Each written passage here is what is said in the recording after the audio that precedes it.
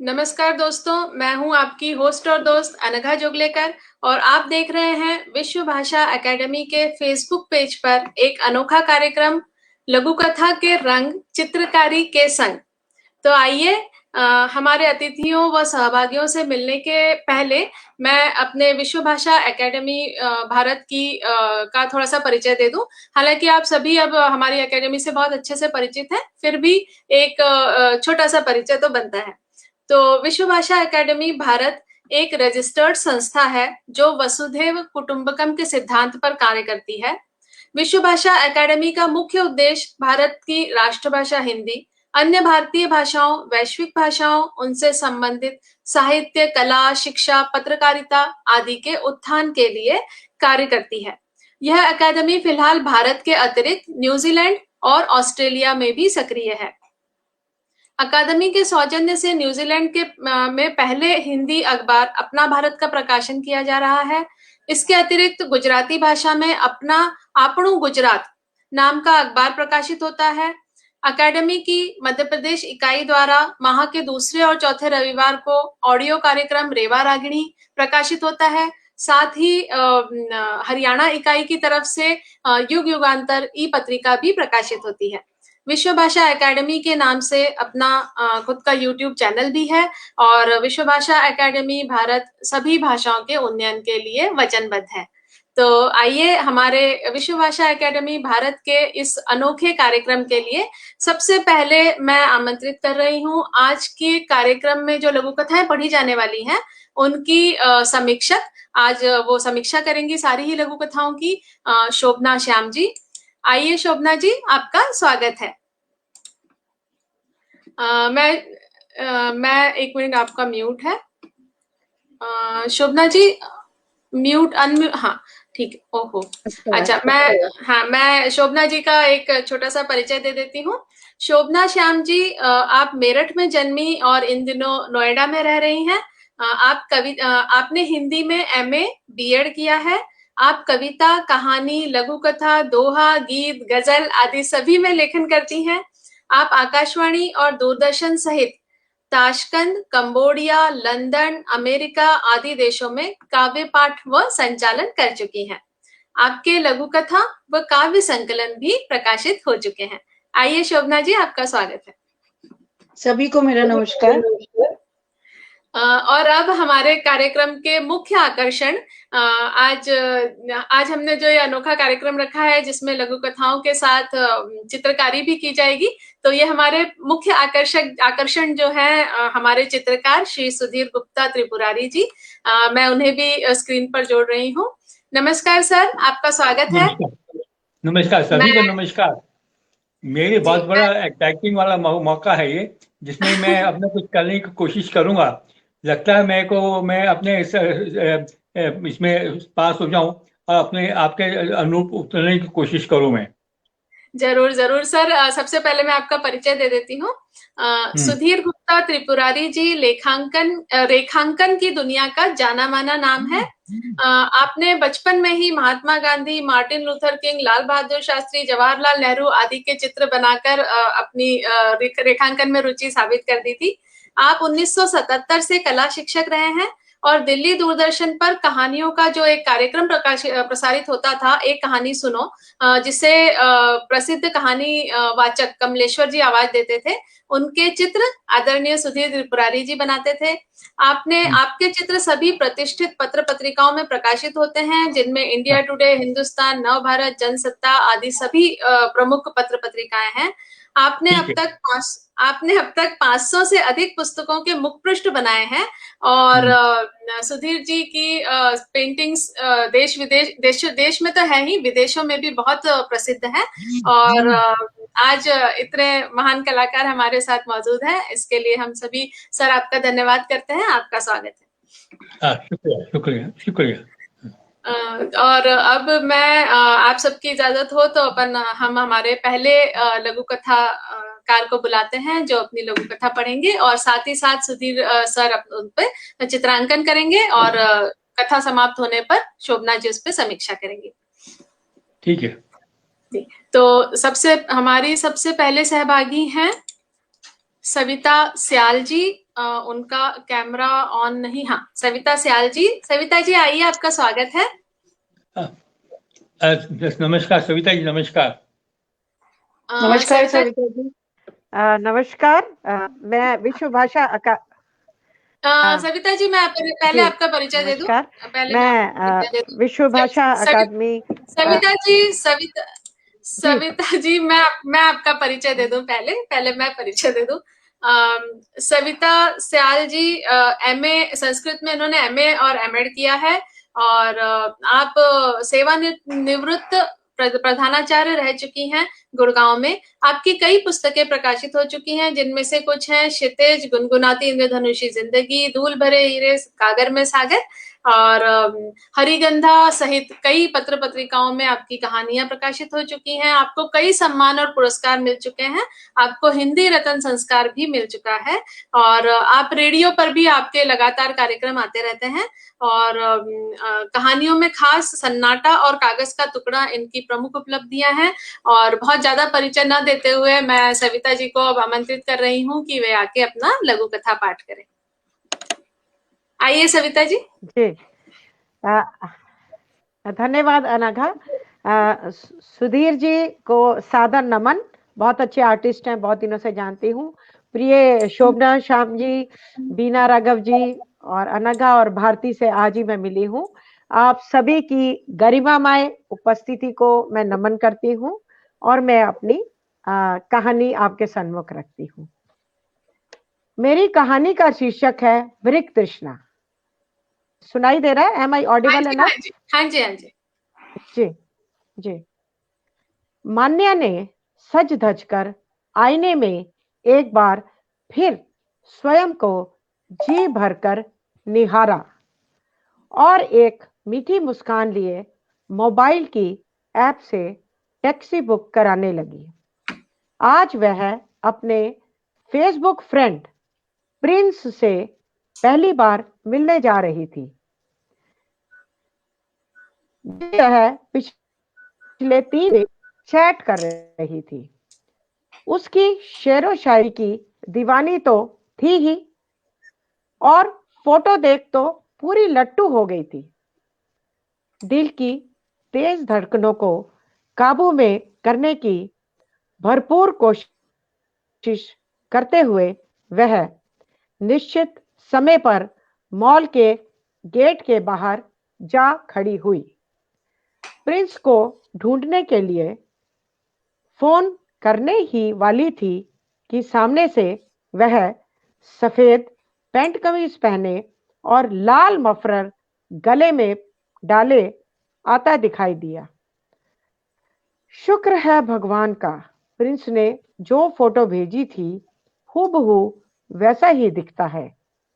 उसने मन ही मन अपने आप को आश्वस्त किया।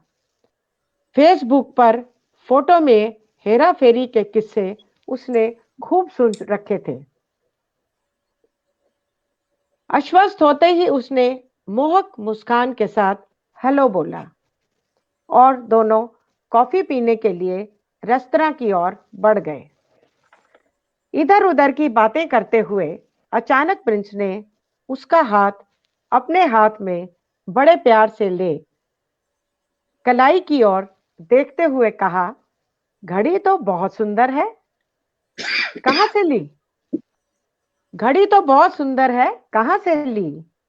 थैंक्स कहते हुए मान्या का ध्यान उसके हाथों पर लगी नेल पॉलिश पर गया। कान भी दोनों छिदवा रखे थे, लेकिन बाली एक ही में पहन रखी थी। अचानक छाती से उसका लाल मफलर हटा और जो वह नहीं दिखाना चाहता था वह भी दिखने लगा। मान्या बुरी तरह से डर गई। अरे अरे तुम तो! किन्नर शब्द उसके गले में ही अटक कर रह गया। उसने झटपट अपना बैग संभाला और घबराई हुई बाहर की ओर भागी। प्रिंस ने लंबी गहरी सांस ले एक आह भरी और क्रोध भरे नैनों से आकाश की ओर देखा। फिर से उसकी उंगलियां फेसबुक पर थिरकने लगी।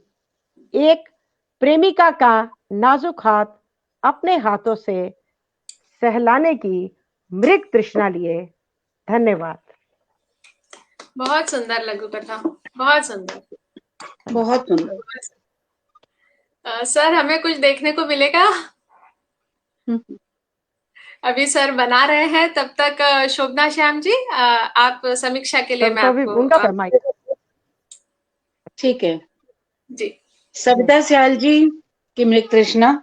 सविता जी मुझसे बहुत वरिष्ठ हैं, मैं उनकी कथा की समीक्षा करने के योग्य नहीं हूँ सविता जी, लेकिन फिर भी मैं अपनी तरफ से कोशिश करती हूँ। कुछ भूल हो जाए तो आप क्षमा करिएगा। कथ्य की बात करें, मेरे से ज्यादा है। नहीं ऐसा कुछ नहीं। कथ्य की बात करें तो आरंभ में यह फेसबुक की मित्रता से आगे बढ़कर प्रत्यक्ष भेंट के समय आशाओं पर होने वाले वज्रपात की सामान्य सी कथा लगती है, और है भी कि इसमें भी किसी का मोह भंग होता है जब वो वास्तविकता की दुनिया में आते हैं। लेकिन अंत तक आते आते ये कथा व्यक्ति को स्तंभित ही नहीं, संज्ञा शून्य कर देती है।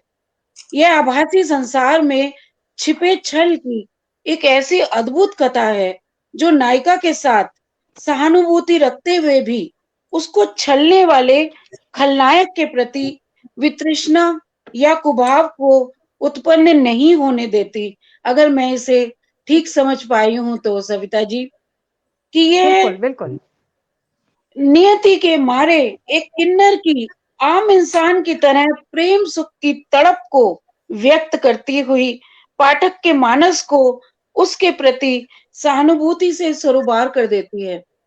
पाठक या श्रोता का मन उसे खलनायक मानने को तैयार नहीं होता।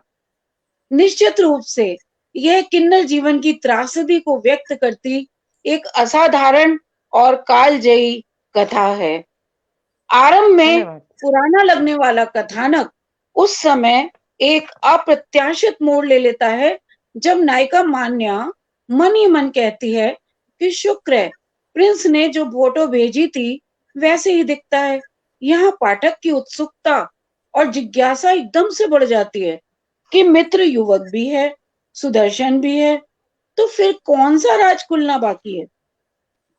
आभासी रिश्तों में आमतौर पर किसी युवा का बूढ़ा निकलना, सुंदर का असुंदर निकलना या अविवाहित का विवाहित निकलने जैसे छल की आमतौर पर होते हैं। तो यहाँ पर ऐसा क्या है?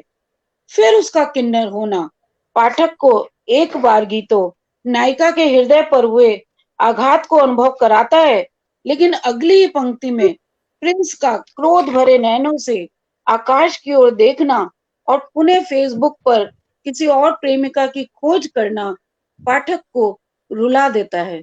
वो भी कह उठता है, हे ईश्वर, तूने कुछ लोगों को ऐसा क्यों बनाया। यहाँ आकर उस पर मृत तृष्णा शीर्षक की असली पृष्ठभूमि पाठक पर उजागर होती है।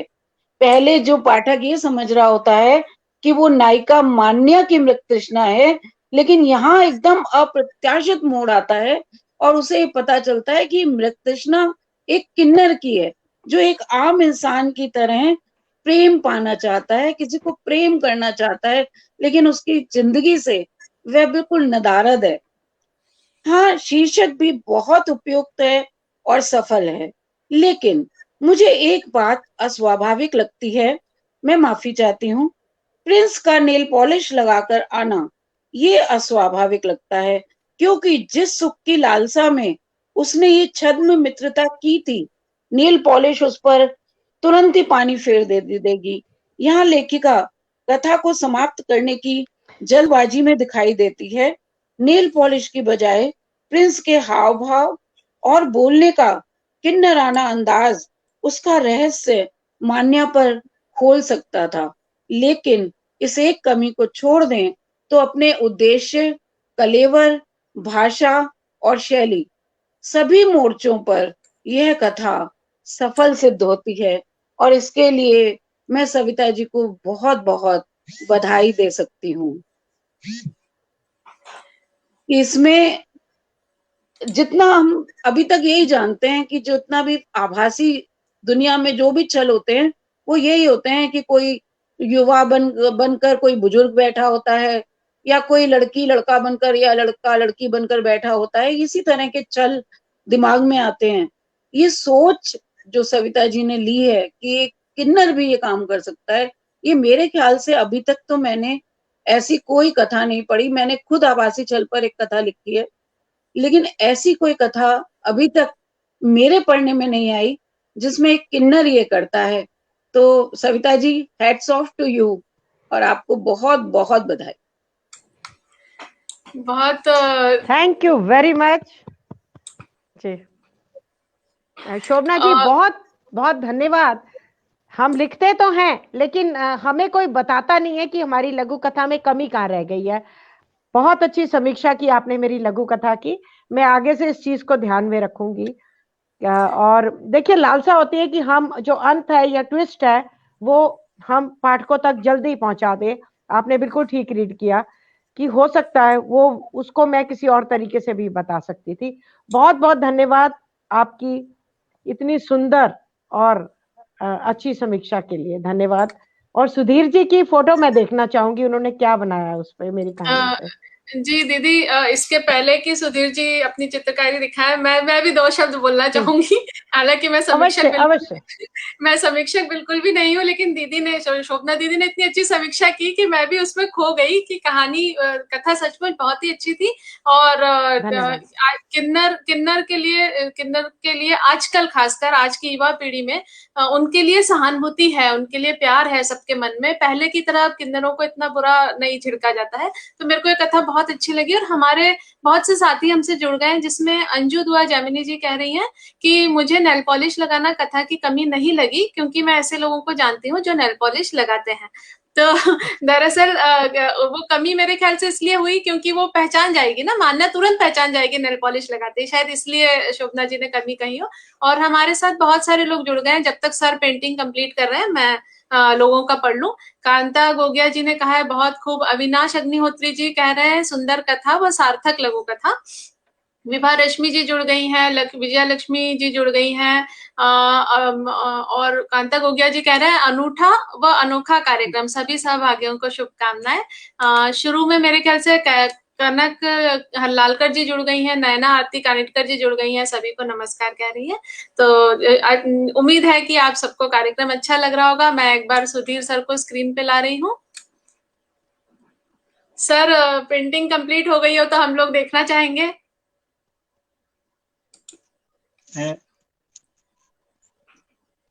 अब नजर आ रही है पेंटिंग? हाँ, बहुत सुंदर दिख रही है। वाह अरे वाह वाह। इसके अंदर मैंने उसी को, किन्नर को दिखाया सुंदर। हाँ। अच्छा। और उसके हाथ में नखून भी है, और जो लड़की है वो घबरा गई है, ये क्या हो गया। मैं कुछ और समझ रही थी, कुछ और है। तो वो चीज मैंने दिखाने की कोशिश करी है इसके अंदर। बहुत खूब सर, आपकी कला को प्रणाम। बहुत अच्छी पेंटिंग बनाई आपने। अब अगली कहानी कौन सी होगी? अगली मैं भारती जी को बुला रही हूँ। भारती जी की सूफी है। हाँ जी, भारती कुमारी सूफी। अच्छा, एक मिनट जाइए। हाँ जी, मैं तब तक उनका परिचय देके उनको जोड़ लूं। अच्छा, मैं सविता जी को एक्चुअली आज जल्दी है जाने की, उनका दूसरा कार्यक्रम है जिसके लिए उन्हें संचालन करना है। तो मैं सविता जी को यहाँ से अभी हटा रही हूँ लिंक से। लेकिन सविता जी, आप फेसबुक पेज पर बने रहिएगा और कार्यक्रम देखते रहिएगा। धन्यवाद सबका। नमस्कार। Thank you so much.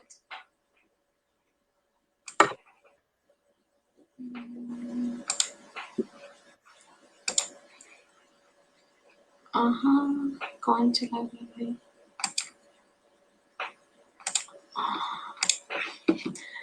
मैं भारती जी को आमंत्रित करूंगी, भारती जी को स्क्रीन पर जोड़ना चाहूंगी।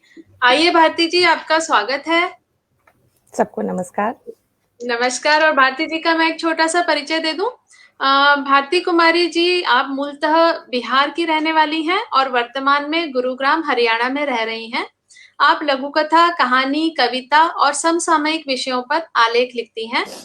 आपकी अविराम साहित्य की लघु कथा कलश, पलाश, कलमकार, क्षितिज आदि पत्रिकाओं में लघु कथाएं, कहानियां, कविताएं प्रकाशित होती रहती हैं। भारती जी, आइए, आपका स्वागत है। आप अपनी लघु कथा पाठ कर सकती हैं। धन्यवाद अनघा। धन्यवाद विश्व भाषा अकादमी टीम का। प्रणाम शोभना मैम, प्रणाम सर, सर को बहुत बहुत प्रणाम, और सब दर्शकों को और सच परिचय मेरी। नमस्कार जी सर। मैं अपनी लघु कथा शुरू करती हूँ अनघा जी। मेरी लघु कथा का शीर्षक है सूफी। ये डायरी शैली में लिखी गई एक लघु कथा है, तो मैं अपनी लघु कथा का पाठ शुरू करती हूँ। सूफी। आज फिर से तुम्हें देखा यूनिवर्सिटी कैंपस में। कहना चाहती थी अपने मन की, पर तुम तो जानते हो ना, नहीं कह सकती। बस जो कहना होता है वो मैं मेरी डायरी को कहती हूँ।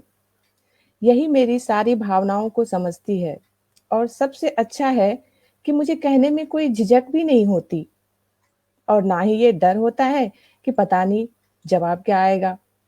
हम साहित्य वाले ना हमेशा कुछ ज्यादा ही सोचते हैं, खासकर भावनाओं के बारे में। तुम्हारे लिए समझना मुश्किल होगा ये सब। सूफी समझते हो? वो जो खुदा से इश्क करते हैं और इश्क को ही खुदा बना लेते हैं। जब होगा ना तो कृष्ण राधा का रिश्ता समझ पाओगे, और मीरा की पीर, भ्रमर गीत का सार भी, और मुझे भी। जानते हो, मुट्ठी भर ही सही इश्क सभी करते हैं, पर ज्यादातर ना जाने क्यों उफनते दूध की तरह होते हैं, जो पानी के एक छींटे से शांत पड़ जाते हैं। पर मेरा इश्क धीमी आंच पर उबलता है और धीरे धीरे गाढ़ा होता जाता है। मेरे लिए प्रेम करने का अर्थ उम्र भर साथ रहना नहीं है, बल्कि आत्माओं का बंधन है। उम्र भर साथ रहने के लिए समाज के नियमों पर खरा उतरना पड़ता है। रूह को किसी नियम की दरकार नहीं होती। मेरी रूह जुड़ गई है तुमसे, एकदम प्लेटोनिक। जानते हो, मुझे लगता है हर इंसान, चाहे वो किसी भी उम्र या अवस्था में हो, एक सोलमेट की तलाश चलती रहती है। जब तक वो मिल नहीं जाता, मन विचलित सा रहता है। सागर की तरह हिलोरें उठती रहती है मन में, और मिल जाने पर झील वाली शांति। तुम मेरे वही सोलमेट हो। जीवन में प्यार, इश्क, मोहब्बत एक से ज्यादा बार हो सकता है, पर रूह किसी एक से ही मिलती है। मेरी तुमसे जा मिली है। इससे पाक कोई रिश्ता नहीं अब मेरे लिए। सब सरल हो गया है जीवन में। पर जानते हो कठिन क्या है? जिससे ये रूहानी रिश्ता जुड़ा है, उसे बता पाना। अगर तुम सांसारिक हो गए तो रोज की तरह आज भी डायरी का एक पन्ना सूफियाना इश्क की बलि चढ़ गया। धन्यवाद। बहुत सुंदर लघु कथा, बहुत सुंदर लघु कथा। सर शायद अभी हट गए हैं। एक मिनट, मैं उनको फिर से जोड़ लेती हूँ। हाँ, अब मैं शोभना जी को आमंत्रित करूंगी कि वो इस कथा पर अपनी समीक्षा पढ़े। धन्यवाद अनघा। लघु कथा में डायरी शैली अपेक्षाकृत एक बहुत नया प्रयोग है, और डायरी शैली में लघु कथाएं बहुत कम लिखी गई हैं, क्योंकि यह शैली बहुत सावधानी और कुशलता की मांग करती है। डायरी शैली में लघु कथा लिखना जैसे तलवार की धार पर चलना होता है। जरा सा पांव फिसला और इसके गद्य कविता का कट लग सकता है। तो सूफी एक प्लेटोनिक लव या आत्मिक प्रेम को समझाने वाली एक लघु कथा है। इस तरह के प्रेम की अभिव्यक्ति के लिए, यानी इस कथ्य की उद्भावना हेतु डायरी लेखन का कथानक और शैली लेखक का एक अच्छा चुनाव कहा जा सकता है, कि जिस तरह का कथ्य है उसी के अनुरूप उन्होंने शैली का चुनाव किया है। क्योंकि नायिका के अनुसार रूह या आत्मा का संबंध किसी वाचिक या कायिक अभिव्यक्ति का मोहताज नहीं है। नायिका के अनुसार आत्मा का संबंध किसी भी वाचिक अथवा कायिक अभिव्यक्ति का मोहताज नहीं है, अपितु यह अभिव्यक्ति उसे कठिन लगती है, ऐसा प्रेम या तो आंखों से जाहिर हो जाता है या फिर दो आत्माएं उसे स्वयं ही अनुभव कर लेती हैं।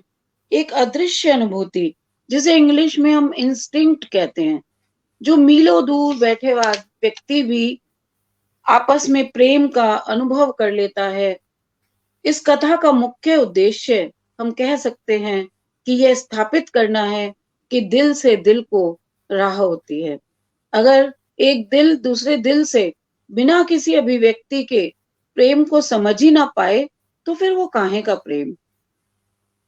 अब यहाँ पर अगर ये एक उदात्त प्रेम की कथा है, यहाँ हम कहें भाषा, तो विषय और कथ्य के अनुरूप ही बिंबों और प्रतीकों से सजी लाक्षणिक भाषा का प्रयोग हुआ है।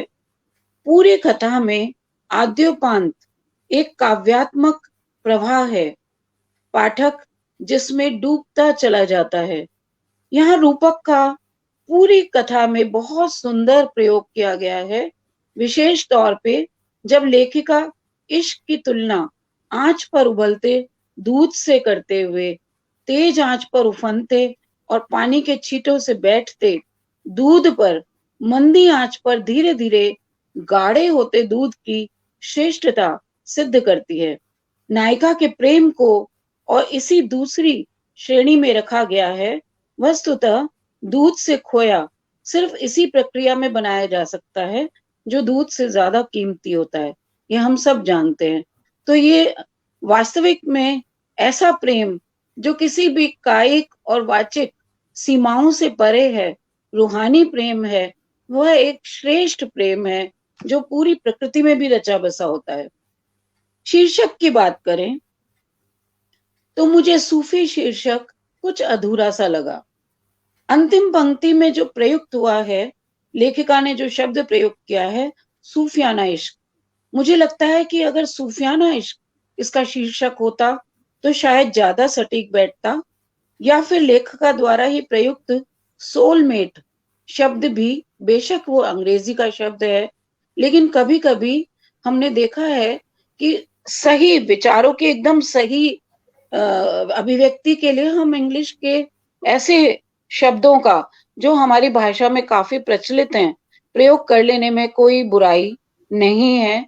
और बड़े बड़े वरिष्ठ कथाकारों ने भी इंग्लिश के ऐसे शब्दों को लिया है। मेरी खुद की एक कविता है गेट टुगेदर, क्योंकि गेट टुगेदर के लिए उससे अच्छा शब्द नहीं था, तो यहाँ सोलमेट भी एक शब्द हो सकता था। आरंभ में तो ऐसा लगता है कि नायिका अपने भावों को पहली बार प्रकट कर रही है, लेकिन अंत तक आते आते यह स्पष्ट हो जाता है कि नायिका बहुत ही अंतर्मुखी भी है, बहुत सेंसिटिव भी है, और सर से पैर तक इस सूफियाना इश्क में डूबी हुई है।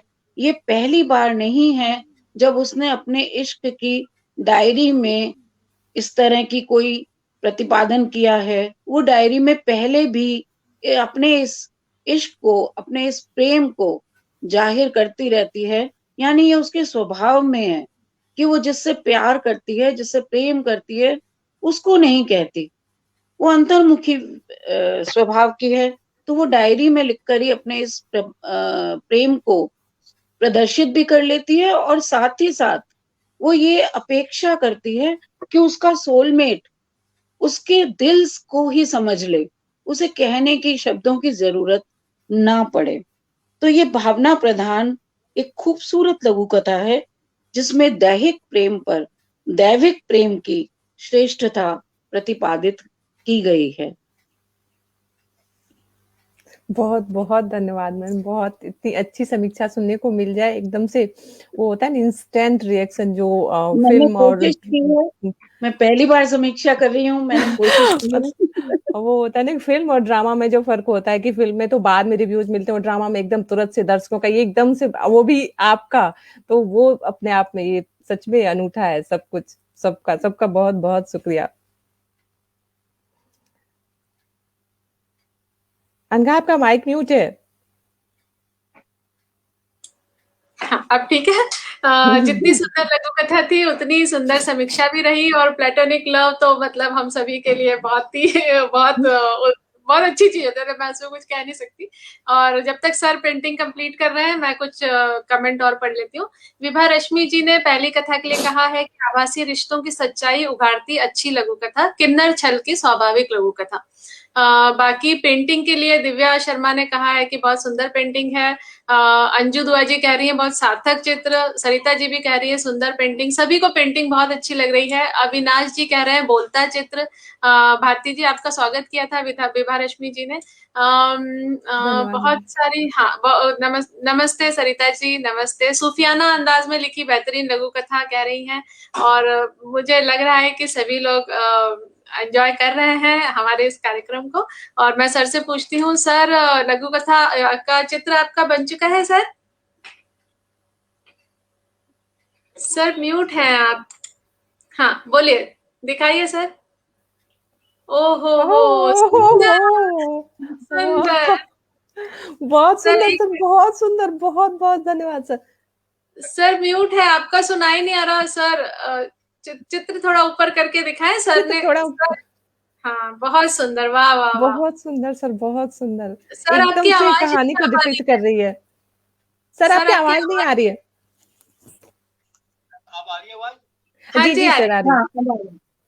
मेरे को पुरानी याद आ गई है। आपने तो गहरी दिखने का काम किया और हमने रेखाओं पे काम किया है उस वक्त। जी जी सर, बहुत बहुत सुंदर, एकदम से स्टोरी को डिपिक्ट कर रही है। एक लेखक की बड़ी इच्छा होती है कि उसकी कहानियों पर, उसकी कविता पर चित्र बने, और आज ये देखो कि, है ना, मैं सही कह रही हूँ वो भी ना? पहली बार एकदम से इंस्टेंट सामने में देखने को मिल रहा है। असल में प्रोग्राम एकदम अनोखा है अपने आप में। सर मैं अपना मोह नहीं छोड़ूंगी, मैं भी अपनी पढ़ूंगी सर। आप बिल्कुल बिल्कुल अपना मौका मत छोड़िए, ये एकदम बहुत एक्साइटिंग है सर ये। अब मुझे मोह हो गया है। बहुत सुंदर डायरी बनाई है सर ने, और एक प्यारा सा हाथ है, हाथ में कलम है, और एक लड़का साथ में खड़ा है। बहुत सुंदर, बहुत ही सुंदर। बहुत बहुत बहुत ही सुंदर, एकदम से कथा पढ़ते ऐसा सोच ही नहीं पाया मैंने, सच में बहुत सुंदर। अब मैं कार्यक्रम आगे बढ़ाती हूँ। भारती जी आपको स्क्रीन से हटा के मैं अपने अगले लघु कथा पाठक मतलब जो पाठ करेंगी उनको बुला रही हूँ। और हमारी अगली प्रतिभागी हैं डॉक्टर बीना राघव। नमस्कार जी नमस्कार। मैं आपका एक छोटा सा परिचय दे दूं जल्दी से। डॉक्टर बीना राघव, आप हिंदी साहित्य में एमए, बीएड, पीएचडी हैं। आप लेखिका व संपादिका हैं। आप कहानी, कविता, दोहे, छंद, लघु कथा आदि सभी विधाओं में लिखती हैं। आप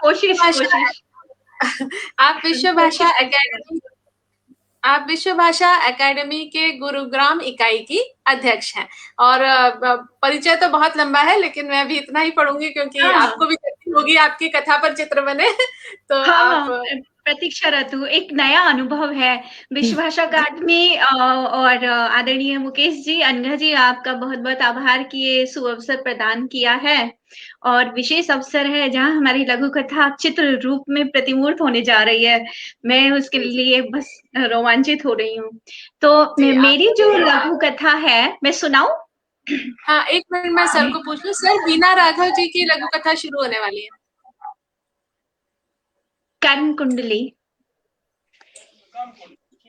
जी बीना जी शुरू करिए। तो दर्शकों, श्रोताओं, आपको फिर से मेरा प्यार भरा नमस्कार, अभिनंदन है। और मेरी जो लघु कथा है, यह आम जीवन में किस तरह से प्यार पनपता है उसको दर्शाती है, जिसका शीर्षक है कर्म कुंडली। अरे तुम वो हवन या यज्ञ कराना चाह रही थी, अब करा लो। विवाह की 5वीं सालगिरह पर सुमित ने गुलाब देते हुए अपनी पत्नी से कहा।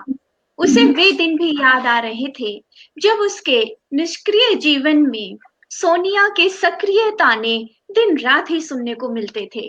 मेरे तो भाग्य फूट गए जो तुमसे भाई, काम धाम कुछ आता नहीं और नखरे इतने की पूछो मत।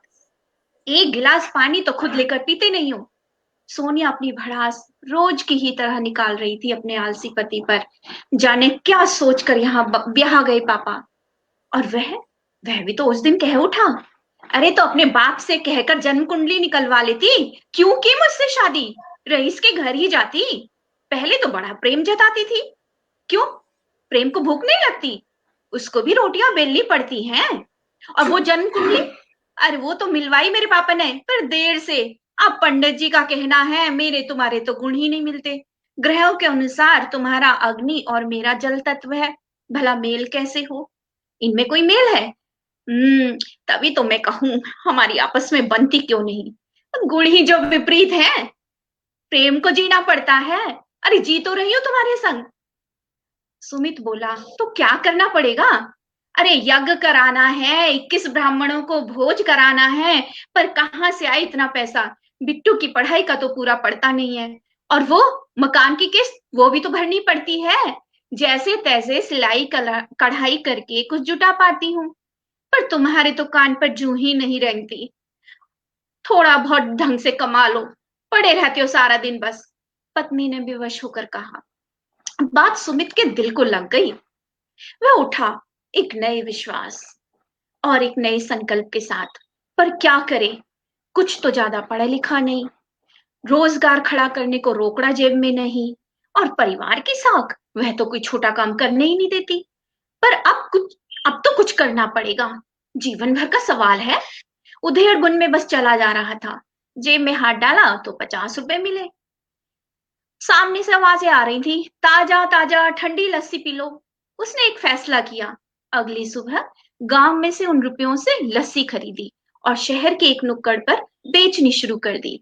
स्टॉल पर अब लस्सी के साथ साथ और दूसरे भोज्य भी जमने लगे। धीरे धीरे काफी पैसे जुड़ने लगे। अब उसने विचारों में खोई हुई पत्नी से फिर से कहा, अरे भाई करा लो अपना ग्रह शांति का हवन। एक सोनिया ने शांत मन से कहा, भीतर का यज्ञ हो गया सुमित, अब जन्म कुंडली मिले या ना मिले, कर्म कुंडली तो मिल गई है ना। आम सी जिंदगी की वाटिका के 2 गुलाब और गुलाबी हो उठे। धन्यवाद। शुक्रिया। मुझे उम्मीद है देखो सबको पसंद आई हो।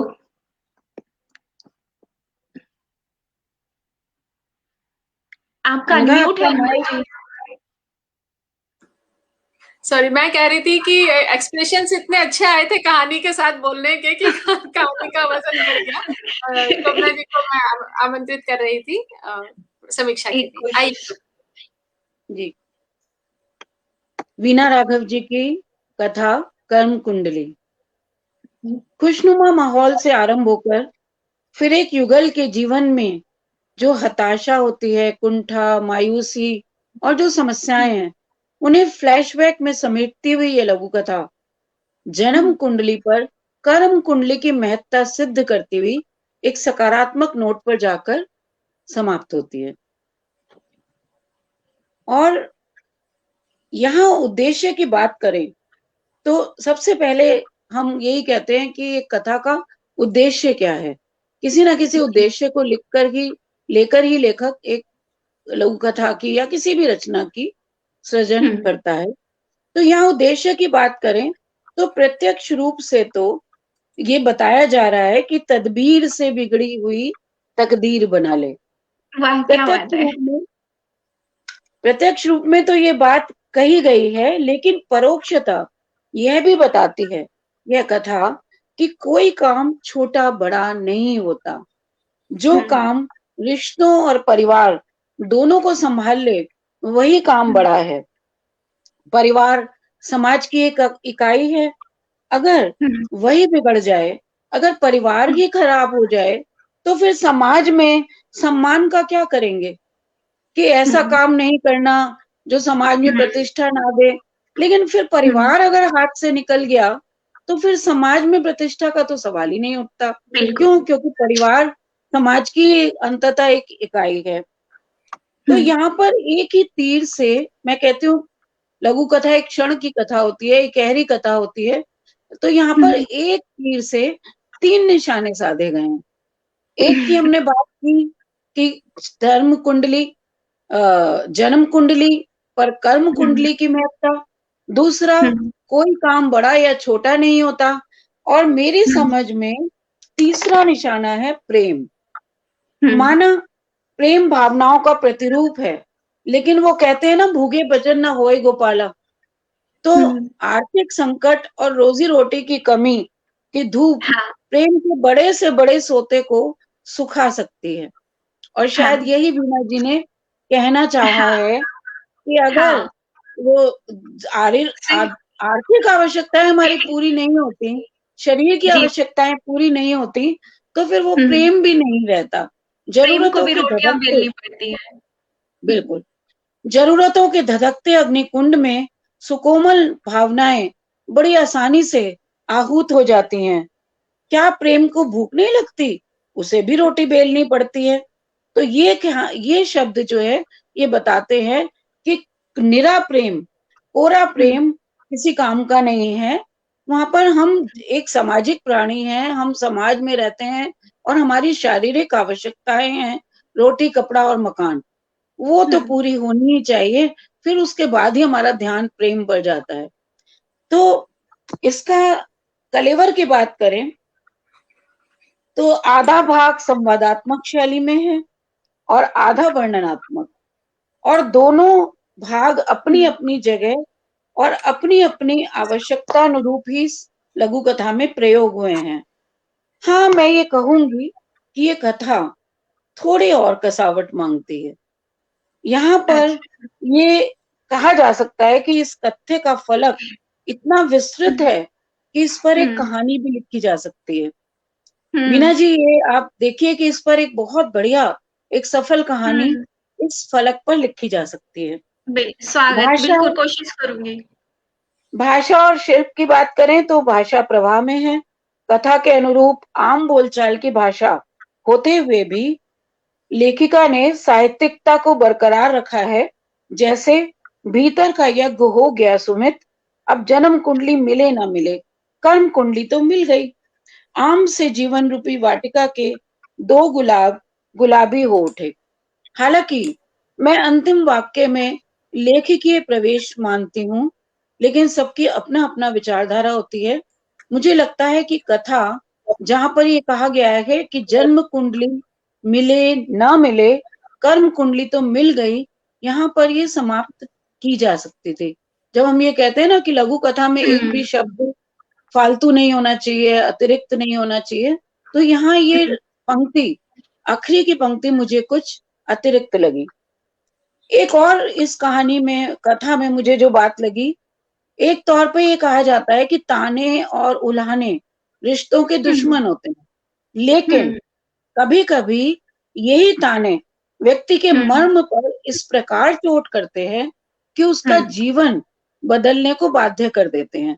यहाँ पर मुझे ये कथा पढ़ते हुए तुलसीदास की पत्नी का वो उलाना याद आ रहा था कि अस्थि चरम में देह मम, तामे ऐसी प्रीति, तैसी जो श्री राम में होत न तय भवभीति। तो ये जिसके बाद तुलसीदास ने एक महाकाव्य की, एक अमर ग्रंथ की रचना की। तो इसी प्रकार से इस कथा का नायक भी अपनी पत्नी के ताने से प्रेरित होकर फिर आखिर में वो कर्म करता है, छोटे बड़े काम की ये उहापोह की स्थिति को छोड़कर वो कृतबद्ध हो जाता है कर्म करने के लिए। ये कालिदास के भी जीवन की कथा है। हम देखते हैं कि कालिदास को भी यही था कि उनकी पत्नी ने उनको उठ कहते हुए सुनकर ताना दिया था, और इस ताने ने एक मूर्ख व्यक्ति को कालिदास बना दिया था। तो जब ये कहा जाता है जी, तो इस प्रकार ताने कभी कभी प्यार भरे उलाहने व्यक्ति के जीवन की दिशा बदल देते हैं। और ताने मोटिवेशन का भी काम कर जाते हैं कभी कभी। हाँ, बिल्कुल सही है। यहाँ तक कि तो इसी प्रकार यहाँ कथा का नायक भी उठ खड़ा होता है और 50 रुपए की पूंजी से एक व्यापारी बन जाता है। तो ये एक लगन जो है उसको अपनी पत्नी से प्रेरणा के रूप में मिलती है, और फिर ये अपने परिवार को बचा ले जाता है। शीर्षक इसका मुझे बिल्कुल उपयुक्त लगा, क्योंकि कर्म कुंडली यानी कर्म की प्रधानता को स्थापित किया गया है। प्रस्तुति जी बीना जी आपकी बहुत प्रभावशाली है और ये बताती है कि आप लिखने के साथ साथ नाट्य कला में भी सिद्ध हस्त हैं। तो इस आ प्रकार रही है से किताब, काम चल रहा है, नाटकों की किताब शीघ्र ही आएगी। तो इस प्रकार आपने से सही पहचाना। पिछले मैं 15-20 साल से यही काम कर रही हूँ, बच्चों को नाटक कराती रहती हूँ। जी जी जी बिल्कुल यही बात है। तो इसीलिए वो इसमें दृष्टिगत हुआ आपकी प्रस्तुति में कि वो जी, जो हाँ, वो पढ़ने आ पर जाता है, नहीं छाप पता, आ जाती है। हाँ, जो संवाद पति और पत्नी के वैसे नहीं पता चलते पढ़ने में, वो आपकी प्रस्तुति से एकदम अलग स्पष्ट हो गए। तो मैं इसे कुल हाँ, मिलाकर एक अच्छी लघु कथा मान सकती हूँ और इसके लिए बहुत-बहुत और आभार। इसकी प्रस्तुति के लिए आपने आपको आपने बधाई बहुत देती हूँ। जी, आपने सुंदर, विस्तृत और शास्त्रीय अंदाज में कला तत्वों के आधार पर समीक्षा पेश की है। मेरा दिन बन गया, बहुत-बहुत शुक्रिया। और अब मुझे बेचैनी है, इंतज़ार है अपनी कहानी पर चित्र देखने का। लेकिन लेकिन थोड़ा इंतजार और, मैं तब तक कमेंट्स पढ़ लूं क्योंकि सर की पेंटिंग अभी खत्म हो रही है। बहुत सुंदर आए हैं। हाँ, दिख रहा है। और आपको बीना जी, ममता किरण जी ने स्वागत कहा है आपको। और आभार दीदी, मेरा सौभाग्य कि आप देख रहे हो। शशि आपका सिंगल जी प्यार कह मिला। रहे हैं, शशि सिंह सिंगल जी कह रहे हैं लाजवाब। सरिता जी कह रहे हैं जन्म कुंडली की जगह कर्म कुंडली मिलना न्याय संगत है। सबको बहुत अच्छा लग रहा है। हाँ, और अंजू जी कह रही है अंधविश्वास पर विजय की कथा है यह। और बेसिकली विभा रश्मि जी ने बड़ी अच्छी लंबी समीक्षा की है। वो कह रहे हैं हाँ, बीना राघव की जन्म कर्म कुंडली दाम्पत्य जीवन के तालमेल पर आधारित है। जीवन में भावनात्मक और आर्थिक आधार पुख्ता होने पर ही ध्यान प्रेम पर टिकता है। कर्म कुंडली जन्म कुंडली से ज्यादा महत्वपूर्ण होती है। कथा का कलेवर एक कहानी बुनने की मांग कर रहा है। अच्छा, बताइए। अब आप इस पे एक कहानी बिल्कुल, लिख ही दीजिए। हाँ, और अब बिल्कुल। मैं सर को स्क्रीन पर ला रही हूँ। सर, आपकी पेंटिंग हो गई लग रहा है। हम लोग इंतजार कर रहे हैं बेसब्री से। बिल्कुल हो गई है। दिखाइए दिखाइए सर। वाओ! ओ, वाटर कलर है ना, ओह सूखने में माय डाल। वाह गॉड! वाह, बहुत वाह! सुंदर, बहुत सुंदर। ब्यूटीफुल, बहुत सुंदर, बहुत-बहुत आभार आदरणीय आपका। सिद्धस्थ हाथों हाँ से मूर्त हो उठी कथा। कितना सुंदर बनाया है, स्वाभाविक। सर, आवाज नहीं आ रही सर आपकी। मैं कह रहा हूँ हाँ, आपके बिल्कुल। देखो उसको प्रताड़ित कर रही है वो। नहीं, और वहां पे देखिए लस्सी के ग्लास रखे हुए हैं। लस्सी के ग्लास, बीना जी, हाँ, लस्सी के हाँ। ग्लास भी रखे हुए हैं दुकान पे। बहुत सुंदर। एक बार मेरे को वाह! ये मुझे भेजिए, भेजिएगा, व्हाट्सएप करिएगा चित्र और हाँ, जब हाँ, मैं आपसे इनफैक्ट आप मिलूंगी लोग, तो ये चित्र आपसे हथियाना ना भूलूंगी। हाँ, एक्चुअली जो भी ये चित्र लेना चाहें वो सर को कांटेक्ट कर सकते हैं व्हाट्सएप पर। तो आप लोग सर को कांटेक्ट करिएगा। और बिल्कुल, अब मैं बहुत-बहुत अब शुक्रिया, बहुत-बहुत आभार।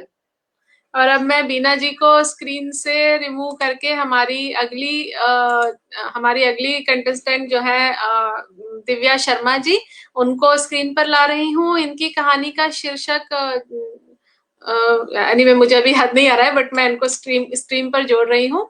और आइए दिव्या जी, आपका स्वागत है। धन्यवाद और अनघा जी। आप सभी को मेरा नमस्कार। मैं दिव्या जी का आवाज आ एक रही है छोटा सा, मेरी? हाँ, आपकी आवाज आ रही है, थोड़ी रुक रुक कर आ रही है पर चलेगा। मैं आपका परिचय दे दूं दिव्या जी जल्दी से। दिव्या शर्मा जी, आप विश्व भाषा एकेडमी की हरियाणा इकाई की महासचिव हैं। आप कंट्री ऑफ इंडिया न्यूज़पेपर की ब्यूरो चीफ हैं। आप ई पत्रिका युग युगांतर जो हरियाणा इकाई विश्व भाषा एकेडमी की सौजन्य से आता है, उसकी सह संपादक हैं। आप लघु कथाकार हैं, बाल कथाकार हैं, कवियत्री हैं, स्क्रिप्ट राइटर हैं और डायलॉग राइटर भी हैं। इनका सिग्नल चला गया है शायद। हाँ, दिव्या जी, आप अपनी कथा पढ़ें प्लीज। हाँ, मेरी लघु कथा का शीर्षक है हसरतें। हसरतें। कनखियों से झांकती सुनहरी जाने क्यों मुस्कुराई थी। फूलों की वेड़ी बनाती कभी पति को देख लेती तो कभी फूल ले गए प्रेमी जोड़े को। 1 महीने पहले ही तो शादी करके लाया था माधव उसे शहर। प्रेम का तो पता नहीं, पर हाँ, रात का प्रेम तो था ही। नाम के अनुरूप सुनहरी, सुंदर काया, मनमोहिनी कजरारी आंखें, घूंघट को दांतों से दबाए अपने काम में लगी रहती। कभी कभी दंत पंक्ति भी दिख जाती। दूधिया, अपने सामने लगे फूलों के ढेर से फूलों को चुन कर किसी के लिए सेज की लड़ियां बनाती सुनहरी मग्न हो उसी प्रेमी जोड़े को देख रही थी। अचानक पति की निगाह उस पर पड़ी। क्या हुआ सुनहरी? ध्यान कहाँ है तुम्हारा? कुछ नहीं जी, वह हड़बड़ाते हुए बोली। कुछ तो है, बोलो बोलो ना, माधव ने कहा। जी कुछ सोच रहे थे तो बताओ तो। वो देखिए ना, कैसे बालों में फूल सजाए हैं। हम फूलों में रहते हैं, सेज बनाते हैं और इक्को बार अपने लिए। सेज क्या, बालों में भी फूल नहीं सजाए। जब हम कुंवारे थे तो फिल्में देखते थे, ओ हीरो हीरोइन के बालों में फूल सजाता था। इतना कहकर वह चुप हो गई। चुप काहे हो गई, बता तो, माधव ने सुनहरी को दोबारा कहा। जी आप नाराज मत होइए, बस हम ऐसे ही तो कह दिए। चेहरा उतर गया सुनहरी का। शायद कुछ हसरतें थी जो बोल नहीं पा रही। फूलों को पहुंचाना था, सो माधव चला गया। लगभग घर लौटने के समय वापस आया और रोज की तरह दोनों सामान समेत अपने कमरे की ओर चल दिए। कमरे पर पहुंचे तो दरवाजा खोलते ही सुनहरी की आंखें चमक उठी। खुशी और लाज से उसका चेहरा लाल हो गया। कमरा फूलों से सजा था। ये क्या है जी? सुनहरी चहकती हुई बोली। तेरी हसरतों को पूरा करने का पहला कदम। प्यार कभी जताया नहीं तुझे। हीरो तो नहीं हूं, लेकिन उसे भी नहीं जो अपनी हीरोइन के बालों में फूल न सजा सके। सुनहरी के काले बालों में सुर्ख गुलाब सजा दिया माधव ने। दांत से गड़ गई और मुंह छुपाकर माधव के सीने से लग गई। कथा समाप्त हुई। धन्यवाद। सुंदर कथा दिव्या जी, बहुत सुंदर कथा। और अब मैं शोभना जी को आमंत्रित करूंगी कि वो आपकी कथा पर समीक्षा करें। आइए शोभना जी। जी, दिव्या बहुत खूबसूरत लघु कथा है। लघु कथा क्षण की लघु कथा कहलाती है। और वो जो कहते हैं ना कि भूसे के ढेर में सुई ढूंढने वाली जो बात लघु कथा के लिए कही जाती है, इस कथा पर वो एकदम सटीक बैठती है।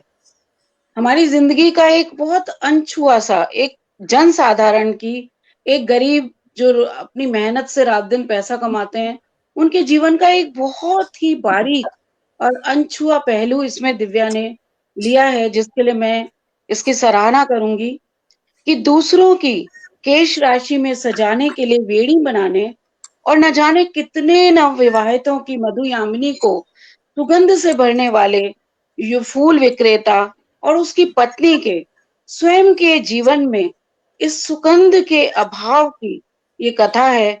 पत्नी के मन में अचानक एक ललक के साथ कौन जाने, और फिर उसकी ससंकोच अधूरी सी अभिव्यक्ति का छोर पकड़कर पत्नी के सपने को पूरा करते पति की यह एक सुंदर कथा है।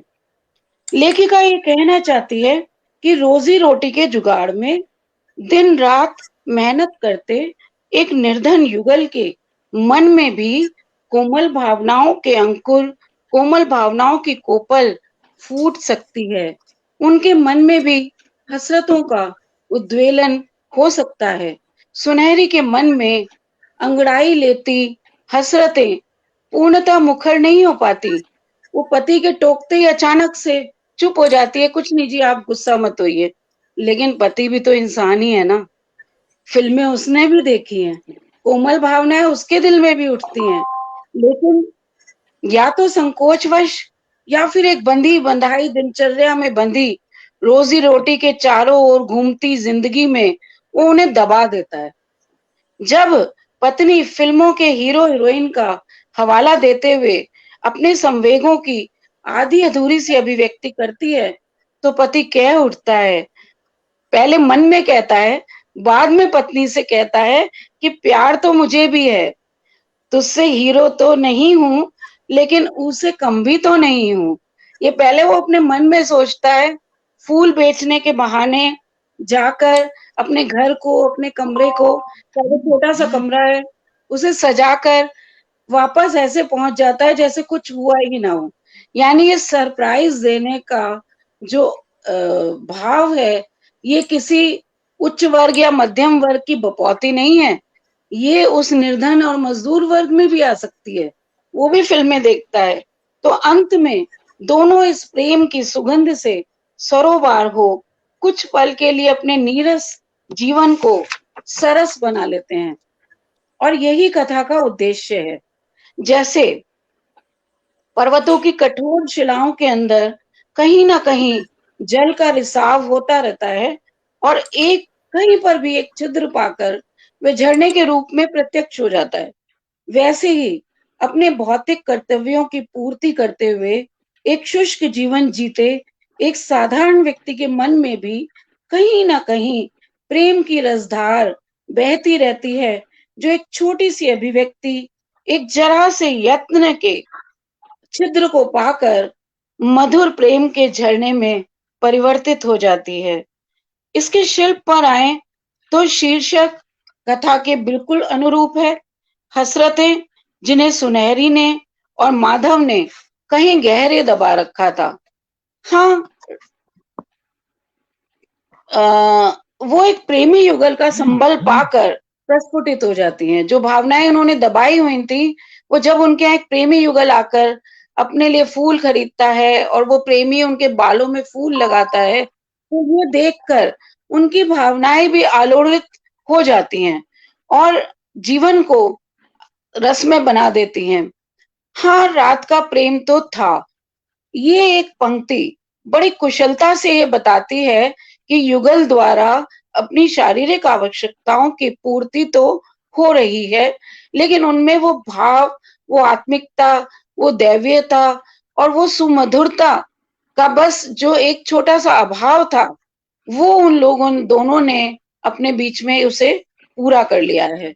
भाषा कथा के अनुरूप साधारण जन की खड़ी बोली भाषा है, जिसमें इक्का दुक्का शब्द ही पात्रों के अनपढ़ होने की घोषणा करने की कोशिश कर रहे हैं। ये देशज शब्द हैं जो मुझे लगता है ऊ या का ये कुछ ज्यादा होने चाहिए थे। तो इसमें कहानी में, इस कथा में प्रभावोत्पादकता और ज्यादा हो जाती अगर कुछ थोड़े से देशज शब्दों का प्रयोग और किया जाता, क्योंकि ये ऐसे लगता है जैसे खड़ी बोली के बीच में जबरदस्ती एक दो शब्द डाल दिए गए हैं। फ्लैशबैक बहुत संक्षिप्त है, कथानक एकदम कसा हुआ है, शैली कथोपकथन और वर्णन की मिश्रित शैली है, जिसमें दोनों ही अपनी जगह, यानी कथोपकथन और वर्णन दोनों अपनी अपनी जगह एकदम सटीक बैठ रहे हैं, एकदम फिट बैठ रहे हैं। वर्णन संवादों पर कहीं भी भारी नहीं है। एक बहुत सुंदर, एक सफल लघु कथा के लिए मैं दिव्या को बधाई देती हूँ और उनकी प्रस्तुति की भी मैं प्रशंसा करती हूँ। बहुत बहुत बहुत बहुत बहुत बहुत आभार शुभना जी। मतलब इतनी प्यारी समीक्षा और इतनी प्यारी, मतलब कथा से ज्यादा प्यारी मुझे समीक्षा लगी कि उन्होंने मेरी कथा पे इतनी अच्छी समीक्षा दी है। और मैं तो आभारी हूँ, आपकी बहुत आभार जो मुझे आया। मैं उसको इसमें जरूर शामिल करूंगी, देशज शब्द और इसमें शामिल करने की कोशिश करूंगी ताकि ये और खूबसूरत बन जाए। तो दोबारा मैं आपका आभार व्यक्त करती हूँ। बहुत सुंदर लघु कथा थी, समीक्षा भी उतनी ही अच्छी थी। और जब तक साल का चित्र कंप्लीट हो रहा है, मैं कुछ कमेंट्स और पढ़ लूं। ममता किरण जी कह रही हैं बहुत सुंदर चित्र सुधीर जी। कनक जी कह रही है गजब की चित्रकला। विभा जी ने दिव्या जी आपका स्वागत किया है। और सभी चित्रकला के साथ साथ समीक्षा और लघु कथा सभी की प्रशंसा कर रहे हैं। अनीता रश्मि जी जुड़ी हैं, वो कह रही हैं अनोखा आयोजन, रंग प्लस शब्द का संयोजन। तो बहुत सुंदर कमेंट्स भी मिल रहे हैं और सब आगे भी जब ये कार्यक्रम और 7 दिन तक रहेगा ऑनलाइन तो मुझे उम्मीद है कि सब लोग इसे देखेंगे। मैं सर को स्क्रीन पर ला रही हूँ, शायद उनकी पेंटिंग पूरी हो गई है। तो सर ये जो लघु कथा है, सर आप एक बार अनम्यूट कर लें प्लीज।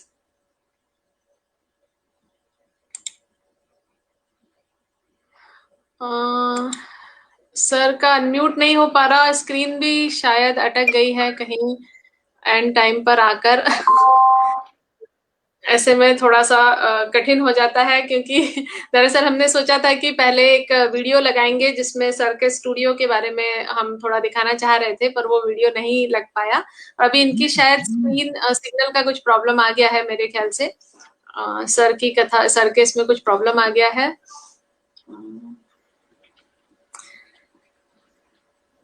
अभी कोई मुझे सलाह दे कि अभी क्या किया जाए। सुधीर जी, आपके यहाँ सिग्नल का प्रॉब्लम आ रहा है मेरे ख्याल से।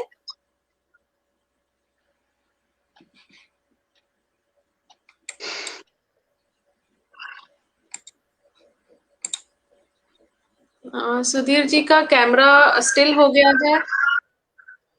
सुधीर जी आ गए हैं फिर से, थैंक गॉड। हाँ मैम, दिव्या वेट कर रही है बेसब्री से उनकी उसकी पेंटिंग का। सर दिखाइए प्लीज आपकी पेंटिंग यदि हो गई हो तो।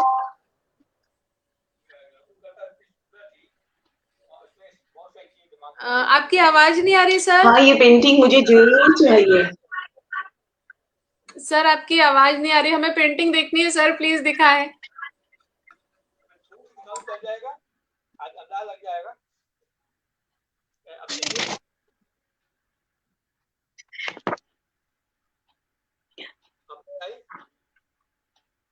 बहुत बहुत प्यारी है, मुझे सर के साइन के साथ ये पेंटिंग चाहिए। बहुत सुंदर, बहुत सुंदर। देखो उधर पे गजरे वो लटक रहे हैं दिव्या जी, इधर फूल लटक रहे हैं और हाँ, बहुत ही अभी सर उसको पूरा करेंगे।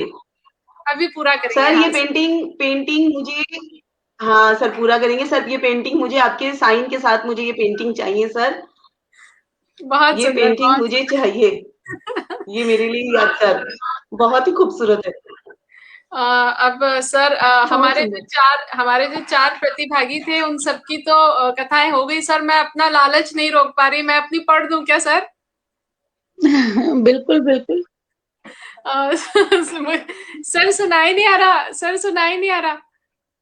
पढ़िए अनघा जी। बात कर देना आप। क्या कह रहे हैं हम सर? भी इंतजार कर रहे हैं, आप पढ़िए। अच्छा पढ़ दो। अरे वाह वाह, मैं पता नहीं मैंने निकाल के रखी एक्चुअली। मुझसे रहा नहीं जा रहा है, मैं पढ़ ही देती हूँ। अनघा जी, मुझसे भी नहीं रहा जा रहा है। मुझे भी लग रहा है काश मेरी भी लघु कथा का चित्र बना होता। इनफैक्ट आप भी निकाल ही लीजिए आपकी पूरी। नहीं नहीं, बिल्कुल आप भी अपनी कथा जरूर सुनाइएगा, आपकी भी सुननी है। नहीं, कथा तो मैंने अभी नहीं निकाली है, पर मैं कह रही हूँ कि मुझे भी चित्र बनता मेरी कथा पर भी। मेरा भी मन कर रहा है, ललचा रहा है। तो अनघा आपका स्वागत है। जी जी, थैंक यू। अच्छा सर का शायद क्या कह रहे हैं सुनाई नहीं आ पा रहा, बाद में बना के देंगे कह रहे हैं शायद। एनीवे मैं लघु कथा पढ़ रही हूँ सर। एक्चुअली मेरा परिचय, एक्चुअली मैं पढ़ने नहीं वाली थी, मुझे लग रहा था कार्यक्रम लंबा हो जाएगा तो मैंने अपना उसमें रखा हुआ था कि जरूरत पड़ी, लेकिन अब मेरा मन नहीं मान रहा, मैं जल्दी से पढ़ देती हूँ सर। मेरी लघु कथा का शीर्षक है नूर। हमारे साथ हमारे चेयरमैन भी जुड़ गए हैं, मैं उनको अभी इसमें लाऊंगी, स्क्रीन में लाऊंगी। मेरी लघु कथा का शीर्षक है नूर। इश्क के शायर लगते हो मियां, एक नज्म सुनाकर आए शायर से किसी ने कहा। यह सुनते ही शायर की मुस्कुराती आंखें चमक उठी। तुम्हारी आंखों की चमक देखकर तो लगता है कि तुमने अपनी महबूबा को हासिल कर लिया है मियां। यह सुनकर शायर की आंखों की चमक दोगुनी हो गई। मियां हम तो दिल जले हैं, जिसे चाहा उसका दीदार तब तक नसीब नहीं। दिल जले ने दिल पर हाथ रखते हुए कहा। यह सुनकर शायर फिर मुस्कुराया। यूं न मुस्कुराओ मियां, ये शिरी फरहाद, लैला मजनू, हीर रांझा सब कहानियों या फिल्मी पर्दे पर ही अच्छे लगते हैं। असली जिंदगी में इनका कोई साहिल नहीं होता। दिल जला और जल उठा। शायर की आंखें और गहरी हो गई। क्या जानते हो तुम इश्क के बारे में? दिल जला तड़प कर बोला। क्या अपने महबूब को पाना ही आखिरी मंजिल नहीं है इश्क की? इतना कहा दिल जला भड़क उठा। इश्क इश्क तो वह महक है जो फूल इस जहां को देता है। इश्क तो वह मौसिकी है जो परिंदे सुबह को देते हैं। इश्क तो वह खनक है जो बारिश की बूंदें जमीन को देती हैं। इश्क तो वह नूर है जो आफताब और महताब बरसाते रहते हैं। इश्क तो वह मेहर है जो खुदाए पाक हो या ईश्वर, जीसस हो या वाहेगुरु, अपने नेक बंदों को देते हैं। इश्क तो वह रूहानी ताकत है जो दिल जीतना सिखाता है, किसी को हासिल करना नहीं। शायर ने कहा। फिर वो एक पल रुककर बोला और दिलजले की आंखों में आंखें डालकर बोला, इश्क खोने का नाम नहीं है मियां, इश्क खोने का नाम है मियां, पाने का नहीं। शायर बोले, इश्क खोने का नाम है मियां, पाने का नाम नहीं। अब शायर के आसपास फैले सूफियाने इश्क के नूर में दिल जला भी आहिस्ता आहिस्ता सराबोर होने लगा था। धन्यवाद। मैंने भी लगे हाथ अपनी लघु कथा सुना दी है। बहुत बहुत प्यारी सी कथा। Thank you. और मैं शोभना जी को आमंत्रित कर रही हूँ, यदि हो सके तो 2 शब्दों में इसकी भी समीक्षा कर ही दीजिए। आज ये 14 फरवरी है या आज कोई संयोग है कि भारती और दिव्या के बाद अनघा ने भी भौतिक प्रेम के ऊपर आत्मिक प्रेम या रूहानी प्रेम की श्रेष्ठता को बताते हुए कहानी पढ़ी है, लघु कथा पढ़ी है ना। ये एक अजीब संयोग ही कहा जाएगा कि असल में हम तीनों मित्र हैं, तो हम तीनों सोचते हैं। पता लग रहा है कि तीनों एक ही थैली के चट्टे बट्टे हैं। तो मैं क्या कहूँ, इस कथा में भी भौतिक प्रेम पर आत्मिक और दैविक प्रेम की श्रेष्ठता सिद्ध की गई है। प्रेम की पराकाष्ठा यहाँ पर एक शायर और एक दिल जले, इन दोनों के आपसी संवादों के द्वारा रूहानी इश्क की महत्ता प्रतिपादित की गई है। और ये बताया गया है कि प्रेम की पराकाष्ठा सिर्फ प्रेम को पाने में नहीं, बल्कि उसको खोकर भी उसके अंदर अपनी अनुभूति को जीवित रखना ही सच्चा प्रेम है। क्योंकि यही प्रेम हमारे चारों ओर हमें दिखाई देता है। हमारे प्रकृति में भी यही रूहानी प्रेम रचा बसा है। फूलों की महक, परिंदों की चहचहाहट, बारिश की बूंदों की खनखन, चंदा की चांदनी, सूरज की किरणें, सब इसी रूहानी इश्क का पर्याय है। इसका शीर्षक नूर बहुत खूबसूरत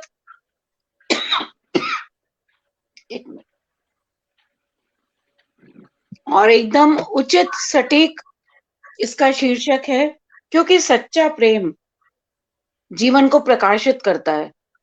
प्रियतम मिले ना मिले, वो कभी उसके जीवन में जब एक बार प्रेम की खिड़की खुल जाती है तो फिर निराशा का अंधेरा वहां समा ही नहीं सकता।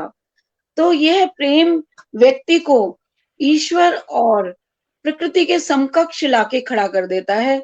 यह प्रेम व्यक्ति के पोर पोर में संवेदनाओं का वो नूर भर जाता है कि व्यक्ति का पूरा व्यक्तित्व इस नूर से निखर जाता है। प्रिय की उपस्थिति शारीरिक हो ना हो, प्रेमी के लिए दोनों एक समान है। तो मैं ये कहूंगी कि काव्यात्मक भाषा शैली में प्रस्तुत एक सुंदर लघु कथा है जो काफी समय तक याद की जाती रहेगी। अनघा को इस कथा के लिए बहुत बहुत बधाई। और तीनों को ही इस रूहानी प्रेम की धारा बहाने के लिए बहुत बहुत बधाई। Thank you Shobhana ji, thank you so much. दरअसल मैं इश्क प्रेम पर लघु कथाएं नहीं लिखती, कभी भी नहीं लिखती, लेकिन 1, 2 या 3 ये कुछ अभी पिछले साल शायद कुछ कंपटीशन हुई थी, तब लिखने के लिए कहा गया था, तब मैंने लिखी थी। और मैंने 2 कहानियां लिखी हैं, दोनों ही एक और ऐसी ही कहानी है, वो भी रूहानी प्रेम पर ही है। मेरे लिए प्रेम का मतलब रूहानी प्रेम ही है, जो ईश्वर से किया जाता है और जो ईश्वर मदद से करता है। माने छूत आपसे दिव्या और भारती को लगी या दिव्या भारती से छूत आपको लगी? दरअसल मेरी कथा बहुत पुरानी है। हसरतें मेरी शुरुआती दिनों की लिखी हुई लघु कथा है। जब मैं शुरुआत में लिखी थी, प्रेम पे बहुत लिखती थी, प्रेम पे बहुत लिखती थी। भारती भी मुख्यतः प्रेम पर बहुत सुंदर लिखती है, इसीलिए आज उसको मैंने प्रेम टॉपिक पे उसको आमंत्रित किया था, क्योंकि लेकिन मैं नहीं लिखती हूँ। मेरे को शायद इन दोनों से ये बीमारी लग गई है। नहीं, बीमारी नहीं है, अंदर से जो एक गुण है ना, आप तीनों ने इस प्रेम के इस मंथ को, इस महीने को सार्थक किया। और अगर देखा जाए तो जो उनकी कथा है सविता स्याल जी की, उसमें भी कहीं ना कहीं प्रेम का ही जिक्र है कि कैसे किन्नर के मन में भी प्रेम की कोमल भावनाएं हो सकती हैं। जी, दरअसल आज हमारा आज विषय ही प्रेम था, तो हमने प्रेम की इसीलिए बिना राघव के में भी प्रेम है, लेकिन प्रेम वो यहाँ पर रोजी रोटी से भी जुड़ा हुआ है। तो वो भी बहुत जरूरी है। 5 कहानियां प्रेम पर हैं, ये बहुत अच्छा लग रहा है। और कुछ कमेंट्स आ गए हैं। अनीता रश्मि जी का मैंने पढ़ लिया था, अनोखा आयोजन, और मेरा भी सबने स्वागत किया है और मेरी कथा की भी तारीफ की गई है। नूर का बहुत सुंदर वाचन, इश्क पर सुंदर प्रतीकात्मक कथा, बधाई अनघा, बधाई। नूर बिखेरती नूर, बसंत ऋतु, प्रेम ऋतु चल रही है, इसलिए इश्क लघु कथाएं आई हैं, ये भी एक ने कहा है। और अब धीरे धीरे हमारा कार्यक्रम सबका पढ़ना हो गया है। मैं एक बार सर का फिर से स्क्रीन पर ला रही हूँ। सर की शायद वो पेंटिंग पूरी हो गई है, दिव्या की। दिव्या जी देखिए, आपकी पेंटिंग पूरी हो चुकी है। बहुत सुंदर, बहुत सुंदर, बहुत सुंदर। और सारी माधव, बहुत सुंदर। और पीछे वो किंदर वाली भी रखी हुई है शायद, वो भी दिख रही है यहाँ पे। बहुत सुंदर लघु कथाएं हैं, बहुत सुंदर पेंटिंग्स बनी है सारी ही लघु कथाओं पे। सर मेरी पेंटिंग आपके पास पेंडिंग रहेगी मेरी लघु कथा की। मुझे हमें अपनी पेंटिंग चाहिए।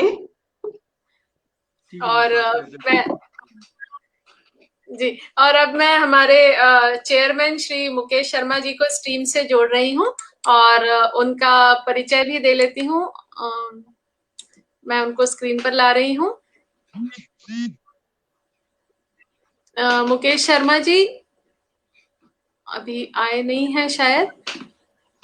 नमस्कार सर, मैं एक आपका परिचय दे दूं पहले। मुकेश शर्मा जी, आप हिंदी लघु कथा रचना के प्रमुख हस्ताक्षर हैं।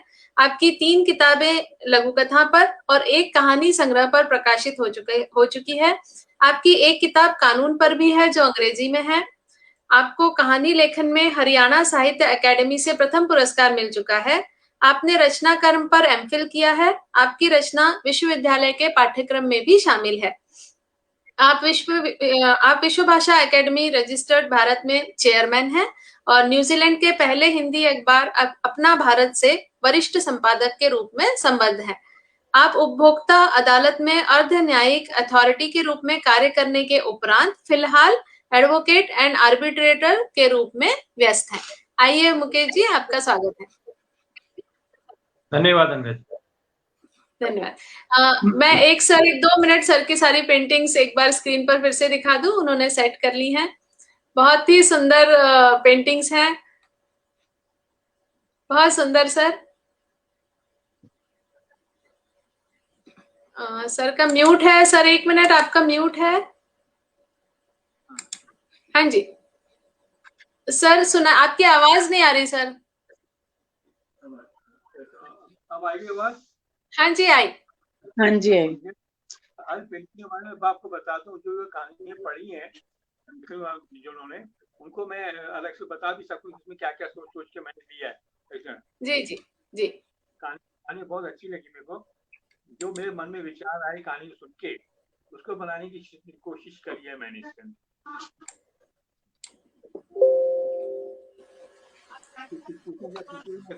जवाब देता हूँ आपको। आवाज आ रही है? हाँ सर, आवाज आ रही है, थोड़ी सी कम है आवाज एक्चुअली। आपकी एक बार पेंटिंग्स, आपकी सारी पेंटिंग्स एक बार और दिखा दीजिए, तो फिर मैं मुकेश जी को आमंत्रित कर लूंगी। ये पहली किन्नर वाली कथा, ये दिव्या जी की कथा है, और ये भारती जी की कथा है डायरी शैली की, बहुत सुंदर। और ये वाली ये बीना जी की कथा है। हाँ, ये बीना जी की कथा है। जी जी। और सविता जी की शायद नीचे है मेरे ख्याल से। एक सविता जी की, हाँ ये किन्नर वाली है। हाँ किन्नर वाली, हाँ हाँ जी हाँ जी। जी जी जी, बहुत सुंदर, बहुत सुंदर। जी जी।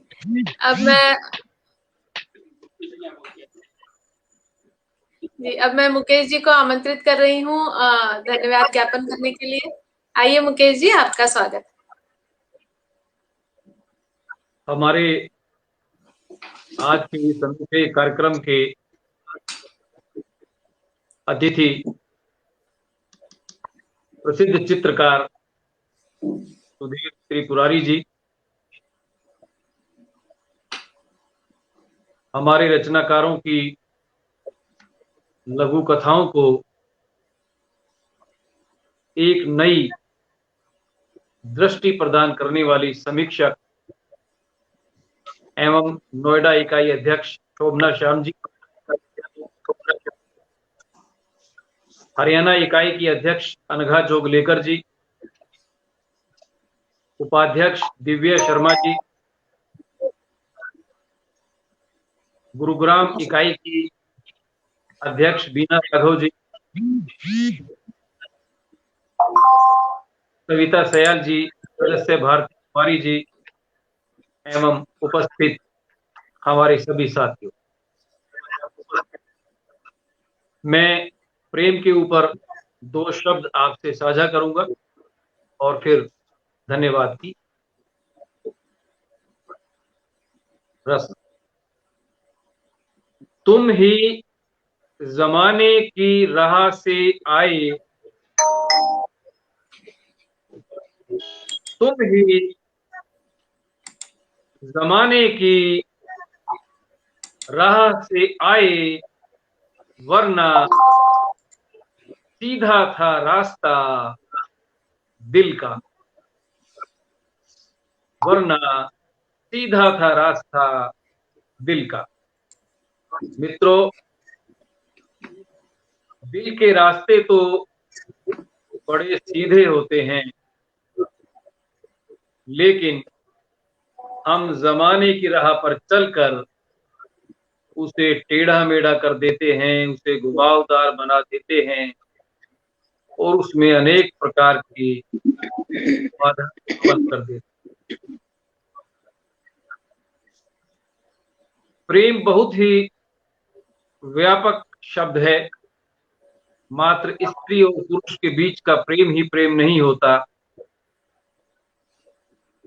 प्रेम तो प्रकृति से भी होता है, पशुओं से, पक्षियों से, फूलों से, पौधों से, आकाश से, बहती शीतल हवा से, नदी से, पहाड़ों से।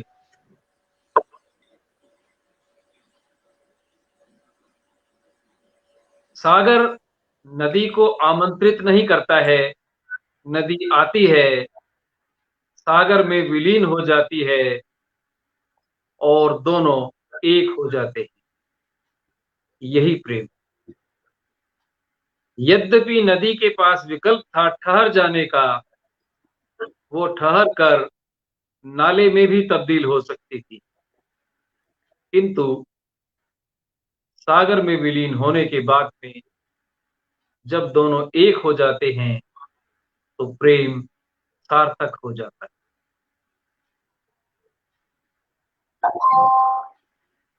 जब जब कोई युगल प्रकृति के निकट जाएगा, प्रकृति से प्रेम करेगा, जब भी कोई पति पत्नी, प्रेमी प्रेमिका प्रकृति से प्रेम करेंगे, फूलों से प्रेम करेंगे, पौधों से प्रेम करेंगे, तो धीरे धीरे चित्त की अवस्था बदलती चली जाएगी और यह परिवर्तन ही जीवन में एक बदलाव ले आएगा। दो शब्द साझा करने का भाव यही था कि हम कुछ ऐसी बात जरूर साझा करें कि जिससे मनुष्य के जीवन की जो क्वालिटी ऑफ लाइफ है उसे कुछ ऊंचा किया जा सके, जीवन को कुछ सार्थक बनाया जा सके। इसलिए जैसे जैसे आप कभी जब भी समय मिले, आपके घर में पौधे होंगे, आप उनसे बातें करके देखें। फूल को आप देखकर निकल जाते हैं, कभी ठहरे, रुकें, 1 मिनट निहारें उसे, उससे बात करके देखें। यह प्रकृति प्रेम ही धीरे धीरे चित्त की अवस्था में परिवर्तन लाएगा। और आज इस अनूठे कार्यक्रम के लिए मैं हमारे अतिथि चित्रकार सुधीर त्रिपुरारी जी का धन्यवाद अदा करता हूं, जिन्होंने समय दिया और वो बहुत उच्च कोटि के कलाकार हैं। पेंटिंग के क्षेत्र में वो एक बड़ा नाम है। राष्ट्रीय पत्र पत्रिकाओं में उनके चित्र छपते रहे हैं और इस क्षेत्र का वो एक सुधीर त्रिपुरारी जी एक जाना माना नाम है। उन्होंने आज के कार्यक्रम में हमारे लिए समय निकाला, उसके लिए मैं उनका धन्यवाद करता हूं। हमारी नोएडा इकाई की अध्यक्ष शोभना श्याम जी, जिन्होंने इतनी प्रभावशाली और वो भी बहुत कम समय में, यद्यपि उन्हें पर्याप्त समय नहीं मिल पाया, लेकिन इतने कम समय में उन्होंने बिल्कुल एक कुशल समीक्षक की तरह से भाषा पर, कला पर, प्रस्तुति पर सभी चीजों को कवर करते हुए जो समीक्षात्मक टिप्पणी दी, उससे कार्यक्रम को एक ऊंचाई मिली। मैं उनका धन्यवाद करता हूं। और हरियाणा इकाई की हमारी अध्यक्ष अनघा जोगलेकर जी, महासचिव दिव्या शर्मा जी, हमारे सहभागी बीना राघव जी, सविता सयाल जी, भारती कुमारी जी, आप सभी का धन्यवाद। और खास तौर पर अनघा जोगलेकर और दिव्या शर्मा का कि वो हरियाणा इकाई में युग युगांतर नाम से एक पत्रिका के माध्यम से उन्होंने सक्रियता बनाई हुई है और ऐसे अनूठे अनूठे कार्यक्रम और उसकी एक प्रभावशाली प्रस्तुति, इसके लिए मैं समझता हूं कि ये हमारी अकादमी के लिए बड़े सौभाग्य का विषय है कि ऐसी प्रतिभाशाली महिलाएं अकादमी के साथ जुड़ी हुई हैं। मैं आप सभी के प्रति आभार व्यक्त करता हूं और आशा करता हूं कि आने वाले कार्यक्रमों में भी आप सभी अपना समय देंगे। और जितने हमारे उपस्थित दर्शक हैं, मैं उन सबके प्रति आभार व्यक्त करता हूं कि आपने इस कार्यक्रम में शामिल होकर कार्यक्रम को 4 चांद लगा के एक ऊंचाई प्रदान करने में सहयोग दिया। आप सभी का धन्यवाद। सभी का बहुत बहुत आभार। बहुत बहुत धन्यवाद। एक बार मैं सर की चारों पेंटिंग्स फिर से दिखा देती हूँ और उसके बाद कार्यक्रम समाप्त करती हूँ। और आप जिनकी भी पेंटिंग्स बनी है वे यदि सर से लेना चाहे तो आप उन्हें उनके व्हाट्सएप पर कांटेक्ट करिएगा प्लीज। और बहुत सुंदर पेंटिंग। और इसी के साथ मुकेश जी का भी बहुत बहुत धन्यवाद, जो उन्होंने अंत में आकर धन्यवाद ज्ञापन किया और हम सबका हौसला अफजाई भी की। और मैं इसके साथ ही कार्यक्रम आज का समाप्त करती हूँ। नमस्कार। बहुत बहुत धन्यवाद।